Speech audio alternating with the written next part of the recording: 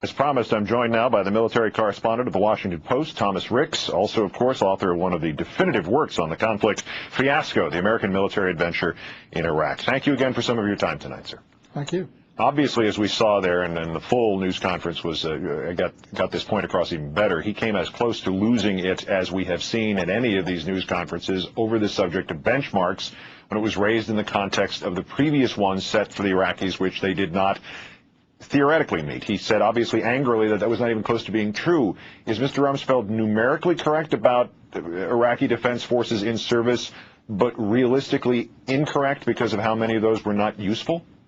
Well, there is a basic problem there, which is you can count the numbers, how many people you have in uniform, and that's what the U.S. has tended to do in Iraq, count the inputs. But what the reporters are looking at, and also what Iraqi civilians are looking at on the street, is the output. How much security and safety do I really have here? And that's the contradiction that Rumsfeld didn't address in that final shouted question from a reporter, is Baghdad safer now than it was 6 months ago? Because nobody will tell you it is. Baghdad is much worse than it was 6 months ago.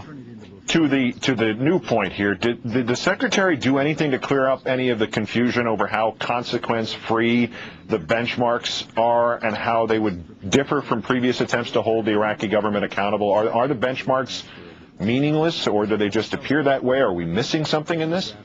Well, confusion in some cases is not necessarily a bad thing. There's a lot of talk about benchmarks. I believe the President used the word more than 10 times in his press conference yesterday.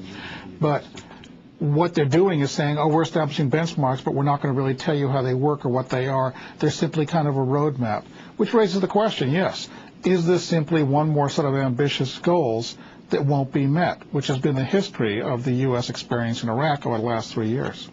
The Prime Minister, Mr. al-Maliki, said some pretty bold things yesterday, including that as a sovereign nation, no one can impose timetables on Iraq, and that he did not know about the raid on Sadr City the other day. And at the same time, the press secretary, Mr. Snow, said today that despite all that, it was the media misreporting what the Prime Minister said. Does it sound to you, in the words of Secretary Rumsfeld today, as if there is no daylight between both nations on this point at least? Well, there clearly is some friction there. But if you don't like the facts and if you don't like the message, then you can, and you really can't refute them, then what you do is go after the messenger. They haven't been doing that for a while because they have been conceding, as the President did yesterday, that the situation in Iraq really is quite dire. For a long time, they were saying the media is not telling you about all the good news. Well, now they're just saying, we don't like what the media is saying, we don't like your questions.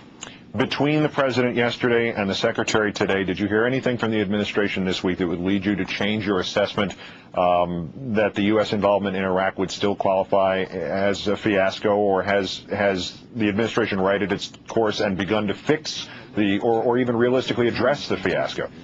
I'm surprised at the number of people in the military have told me that the title of my book is too optimistic. Oh. The situation has clearly gotten worse. The events in Balad about 10 days ago, when you had sort of this militias going after civilians, that's the whiff of a full-blown civil war that a lot of people are worried about. And it's a very bad sign, probably the most significant event since the demolition of the Golden Dome Mosque last February. If we have more of those, we're going to really start on that slide into a full-blown civil war, and that's really a troubling prospect. Lastly, do you have any gauge on that? How many foreign fighters are actually left in comparison to Shiite and Sunni militias? Foreign fighters have really never been that big at any point of a factor, except in Fallujah when they kind of concentrated. Every battalion or brigade commander I've ever spoken to on the ground in Iraq, when I asked them about foreign fighters, has said they're no more than 2% of the people he's apprehended. Thomas Ricks, the military correspondent for the Washington Post, as always, our greatest thanks for joining us, sir. Thank you.